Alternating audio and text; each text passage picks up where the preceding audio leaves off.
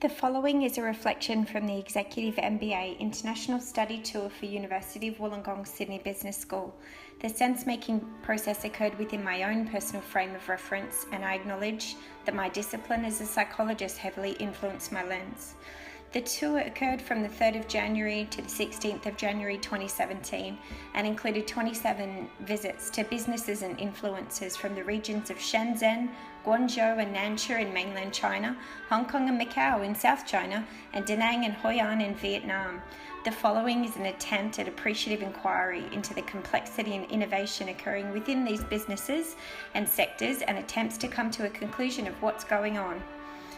Across all sites, advancement in design and technology was rapid and prolific. Polytech University and Towngas both showcased the processes of incubation, innovation, rapid prototyping and implementation, bridging the often cavernous gap between product concept and realization. The drivers of these successful models was, in my opinion, the industry links, providing real, tangible problems for students, quality managers and tradespeople to solve, providing both hands-on experience with innovation and industry. The integration of IT and machinery, software and hardware, advanced manufacture and robotic end-to-end processing was eye-opening for me. I was fascinated by 3D printing and its application in new materials such as textiles, jewelry design, the use of robots across retail, healthcare and gas plumbing. The application of 3D printed biomedical devices sparked my curiosity. These collaborative models were great examples of win-win ecosystems. At the Nanchao Technology Centre, I was left awestruck by the city's plans for 2025. However, at the same time, I felt a sense of being unsettled. At the time, I was unsure why, but upon reflection, I noted the city was missing something. Something was absent. Culture.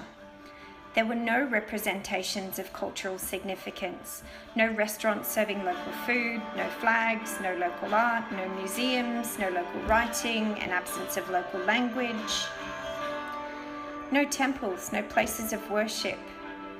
It was clear where people would come to do business, but where would people actually live? And who is this advancement for? A plaque on the wall stated, "Nanchao represents a new urban development. We will build a harmonious, smart and happy national district," but I'm left wondering who it's for. To me, what I observed was not an urbanization of an Asian city, rather a complete acculturation, with all things symbolic of Asian culture removed. It felt like the Americanization of China, like an out-of-the-box plug-and-play type city that you would carbon copy and recreate anywhere. For a nation busy trying to shake a long history of cheap manufacture, I worry that they're repeating the same mistakes with their urban development, stripping away the real value that cities hold. Their cultural significance is their point of difference. We cherished in the moments we were able to experience true Asia in all its glory, in all its vibrance, its food, its culture, the colour, the temples, its rich cultural and art heritage, and the harmonious welcome that we received. The ceremony and tradition, and the artefacts. The ASRC Research Centre construction site was next door to Polytechnic, a white, shining, sleek glass and steel architecturally designed building encased by scaffolding made of raw bamboo. Construction workers wore all sorts of footwear, sandals, boots, thongs. They were largely underdressed, wearing no PPE or sun protection. They were working underneath cranes with suspended loads, and on equipment with no guarding. There was a blatant disregard for safety concepts. For a world-class research centre, I was amused by the primitive safety culture, which was akin to Australia in the 1970s. This site was familiar all across Asia, particularly at its worst in Da Nang port.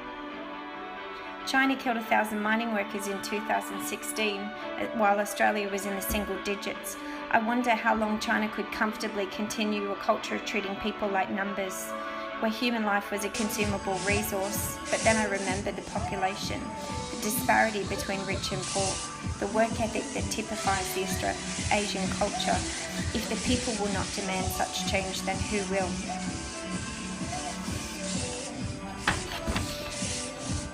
Theme of safety culture continued through the service industries. The Town Gas Call Centre, Huawei, FPT, Nichole City of Dreams, all were unable to articulate their wellbeing strategy for staff. Staff were expected to work long hours, work in their own time, and Macau had a standard 48-hour week. When it comes to contemporary workplace health and safety, these Fortune 500 standard companies were decades behind Australia's top performers. On reflection, 3 core themes emerged through my process of sense-making. I noted the majority of my observations were directional, representing advancement or decline. In addition, I saw a contrast between innovation for the external customer versus the internal customer. What was happening on the surface compared to behind the scenes? And finally, I kept coming back to what does this mean for me? What does this mean for my professional and personal development? What is happening in Asia mirrors my personal journey of rapid learning and a loss of my own sense of direction and purpose. I realize the lens around my company, Business Grit, is so small. I have blinkers on. I'm in denial that there's a world out there that could benefit from my services. At the beginning of the trip, I firmly believed I had nothing to contribute in an international business landscape. Working overseas was a pipe dream. Asia could potentially provide a very strong pipeline of work for Business Grit. I believe Asia could become as excited about delighting the internal customer as they are about innovating for the end user. If only the value of investment in people capital was explained and understood. I'm confident that smart digital connected cities could maintain and promote cultural heritage and well-being and keep Asia a prosperous and unique continent.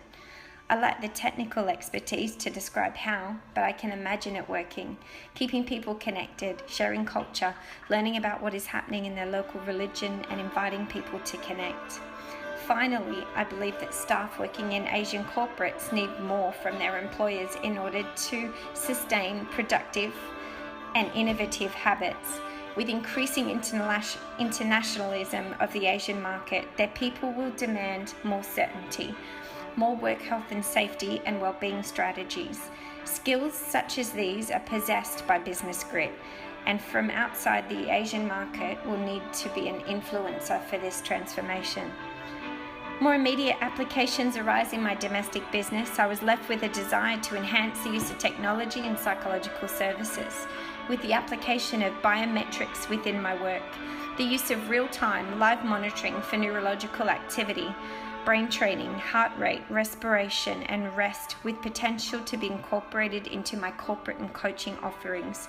I've realized the need to partner with someone in tech or invest in some products in order to leverage off the Internet of Things and differentiate my product offerings. This would place me well within the international business market as a standout practitioner, leading the technological biofeedback space in psychology. I'm excited about the opportunity I've had to learn from the world's best, and I look forward to the next part of my innovation journey.